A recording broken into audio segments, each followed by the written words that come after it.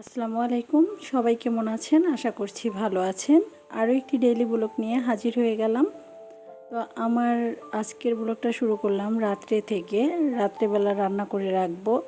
তো রাত্রে রান্না করব ইলিশ দিয়ে আর পটল দিয়ে ভেজে রান্না করব। যেহেতু ছোট বাচ্চা আছে, দিনের বেলা রান্না করতে একটু সমস্যা হয়ে যায়। এই জন্য ও ঘুমে থাকতে থাকতেই রাত্রে আমি রান্না করে নিচ্ছি। এতে করে আমার দিনে তেমন একটা চাপ থাকবে না। আর দিনের বেলা ওরে একা রেখে রান্না করাটা অনেক কষ্ট হয়ে যায়। তো ভাবলাম রাত্রেই রান্নাটা সেরে নিই।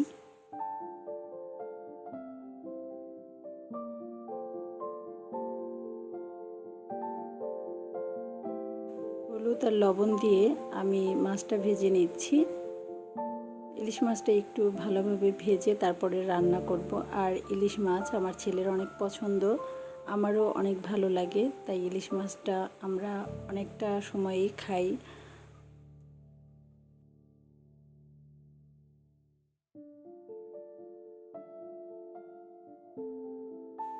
পটলও আমি ভেজে নিচ্ছি, হলুদ আর লবণ মেখে নিয়েছিলাম। পটল আর ইলিশ মাছটা ভেজেই আজকে রান্না করব। তো আমি উপরে খোসাটা কিন্তু ছাড়িয়ে নিয়েছি। আর এইদিকে মশলাটাও কষানো হয়ে গেছে। এখন এর মধ্যে আমি পানি দিয়ে দেব।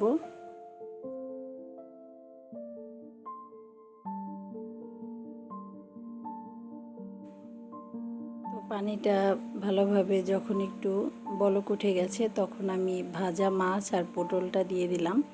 তো এখন একটু ঘন করে নেব। তো ঝোলটা ঘন থাকলে কিন্তু খেতে ভালো লাগে। পানি পানি মানে ঝোল এগুলো কিন্তু খেতে বেশি একটা ভালো লাগে না। তাই ঝোলটাকে একটু ঘন করে নিচ্ছিলাম।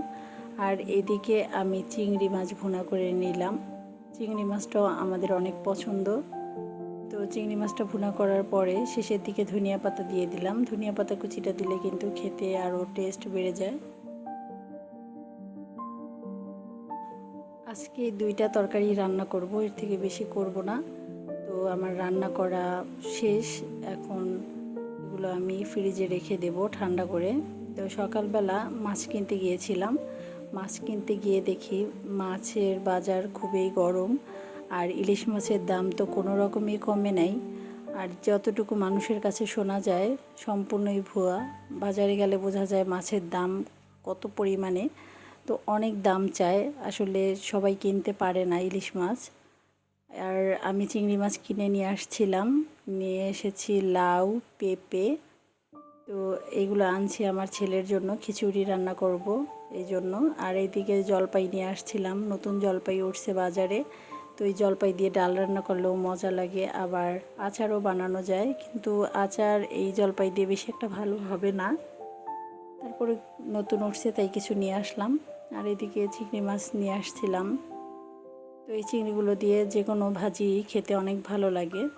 তো আশা করছি আমার আজকের এই ডেইলি ব্লগটা আপনাদের ভালো লেগেছে। ভালো লাগলে অবশ্যই লাইক, কমেন্ট এবং শেয়ার করতে ভুলবেন না। সবাই ভালো থাকবেন। আল্লাহ হাফেজ।